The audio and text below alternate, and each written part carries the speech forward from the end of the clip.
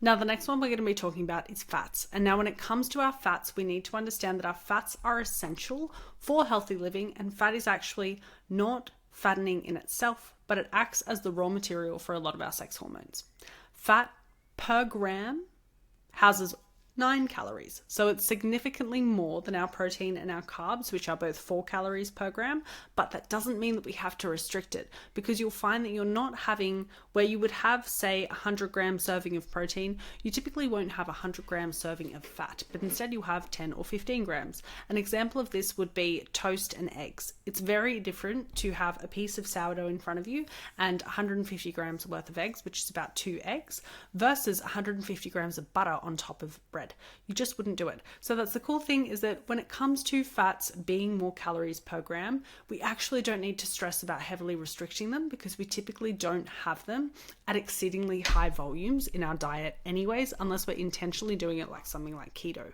Now, what do fats do? So likewise to our protein, they do slow down digestion, which this means we can have more stable energy. And again, instead of the blood sugar curve being much more aggressive coming up and then going straight back down, we managed to make it much more gentle, and a nice gentle rise, nice gentle lower over the course of a few hours by having a good hit of fats with that particular meal.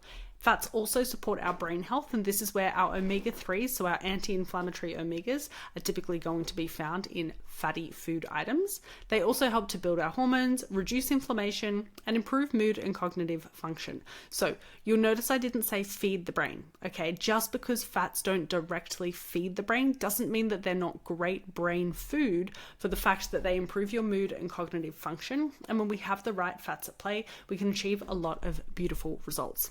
They also help us to absorb fat-soluble vitamins. And this is something really important, that if you find yourself constantly getting sick or needing to supplement with vitamin D, we have to ask, why are you not getting enough vitamin D, unless you live in a place where there's not a lot of light, so there's not a lot of sun outside, or you're not getting outside a lot. But we need to understand that when we're taking these additional vitamins, if we want our body to best absorb them, and we have to note our fat-soluble vitamins are a lot of the ones that will help to make us feel and look very nice and pretty, taking and making sure we get enough fat in around these vitamin supplements that we might be taking, or getting enough fats in to help our body synthesize and absorb the vitamins from the food that we're eating, is essential.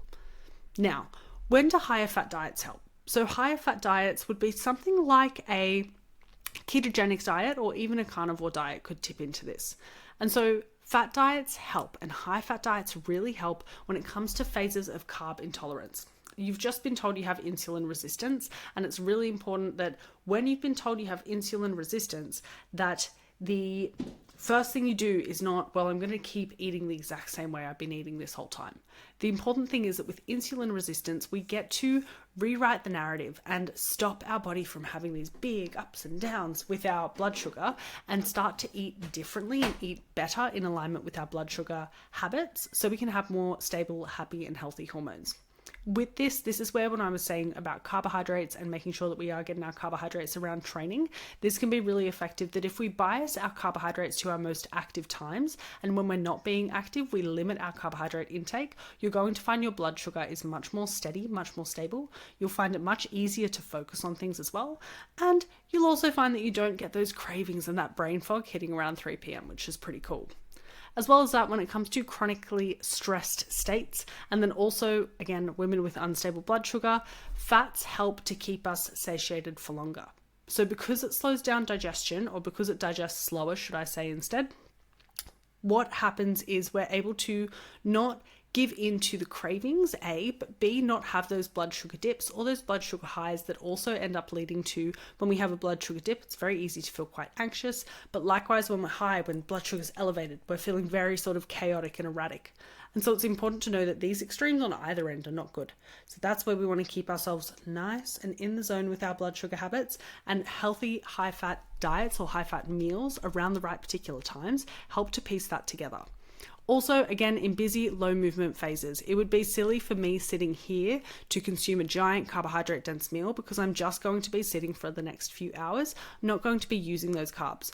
What's going to happen is what would happen if I was moving around after a high carb meal. then those insulin receptors in the muscle, our bouncer at the nightclub, would come up to the door and be like, come on, come inside. You know what? I'll open up the side door so all this glycogen can come in and fill up the beautiful muscle. But because I'm not active, there's not as many of those insulin receptors coming up to the surface of the cell wall of the muscle. And so because of this, the sugars can circulate around my body a little bit more through my blood. Because I'm not moving as much, if I do this often and I repeat this habit enough times, it will get to a point where there's not really much going on for my muscles to take in more glycogen. So my body's going to be like, okay, well, instead of this just sitting here and making you fidget a little bit more, like we've done that as much as we can now, we're going to put this excess glucose, we're going to convert it into fat and pop it in fat storage instead, for in case you need energy at a later date. So in busy, low movement phases, when we have our fat and our protein instead, we help to just chill. We're not needing to use a massive amount of glycogen, so our body can function off of the food it has. And if it needs to pull out a little bit of excess glycogen from its stores that it has, it doesn't need to aggressively dump it. When we're aggressively dumping our glycogen out of our lean tissue, that is when we feel shit. And that's what we want to obviously try to minimize here.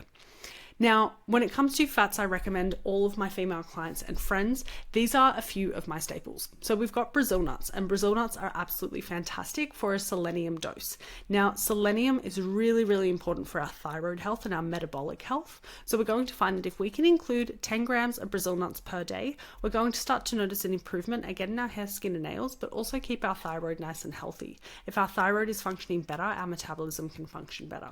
If our metabolism can function better, we're going to be feeling better. Sardines is my next favorite. Now, sardines, I just like to have one can, and whatever's in the one can, that's just going on my plate just because it's for the sake of ease.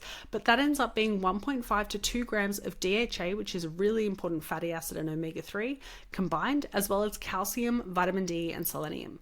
Now, all of these are super beneficial to make sure that our body is nice and healthy, but also to make sure that we're reducing inflammation, okay? We want to be simultaneously, as we increase inflammation with a hard training session, a stimulating training session, we want to be following good habits that when we're not in a pro-inflammatory state, a go-go-go state, that we are in a rest and digest parasympathetic state.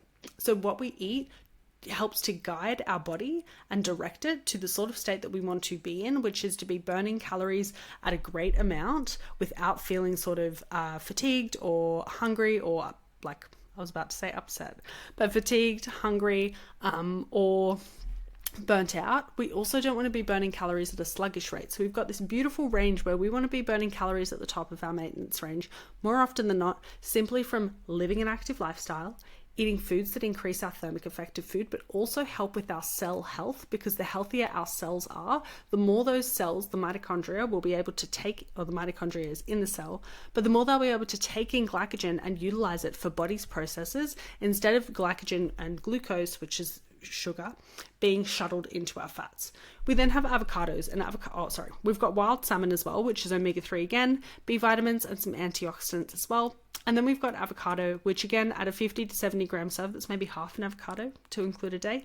And that would have a really nice hit of potassium, which helps to lower our overall water retention typically. And if you're someone who suffers from period cramps, then you'll note that potassium leading into the days of your cycle helps to reduce those period cramps. And it also has folate, vitamin E, K, and copper. Now, copper is really fantastic for us to get from our diet because it is something that helps our hair, skin, and nails thrive as well.